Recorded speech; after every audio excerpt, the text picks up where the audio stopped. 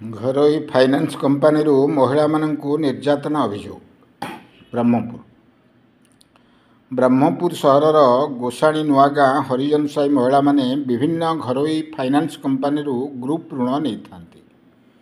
तेबे ऋण नहीं आनिथिबा टंकारे छोट मोट व्यवसाय करी परिवार गुजराण मेंटाई थांती। एभली स्थिति रे कंपानीर मासिक संग्रह करा जाउथबा किस्ती ठीक समय पैठ न कले सेमानंकु नाही नथिबा हैरान हरकत करुथबा अभियोग करिसेंती महिला माने। एपरिकी टंका पैठ न कले तांको घर दुआरे विलंबित राति पर्यंत संपृक्त फाइनान्स कंपानी माने बसी रहुथबा एवं विभिन्न प्रकार असभ्य भाषा गाली गुलज करुथबा अभियोग मध्य होईछि।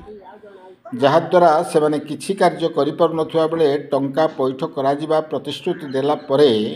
कर्मचारी माने तुरंत टंका पैठ करबा लागि बाध्य करुथबा अभियोग करुछन्ति।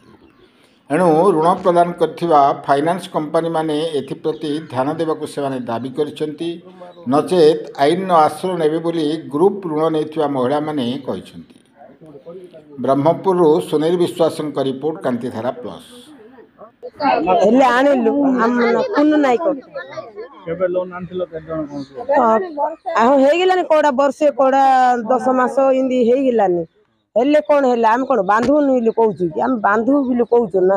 आ आइले राति जाग जगी की रोइबो दिन सारा जगी की रोइयो आ देला गामे जुबु नले नाइ इंदी कहि समाने जत्ते कथा कहउछथि कहियो ना हम खुआई दोनति पियाई दोनति हम टाइम मागुछु। आउ तमे मरि गेले मरि जा हमर जदि ग्रुप नै छ कहले हमर दबाव पडिबा ग तमे मरि गेले मरि जा न कोन हे गेले हे जा हमको पैसा दरकार कहि के बोले आमे 10 जण एगी आनथिलु आउ कोन पे आनथिलु इंदी कार को व्यवसाय लागियो कहि के इंदी आनथिलु आउ रेड हेलानी आउ एबे तो जाई केते रेड हेलानी एबे सो परिया पत्र केते रेड हेलानी हम सेरे कोन नाही कहू कि बांधु न कहि हम खाली टाइम दिगे मागुछु हमु टाइम दिगे दियो कहले ताके सुनु नांती मा तम नाडे कहलो झुनु बेरा हां झुनु बेरा हां लोन कोड आनथिलो केते जण के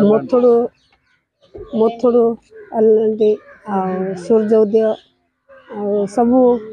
ऐसे 15 दिन एडा सत्य गुरु पैसा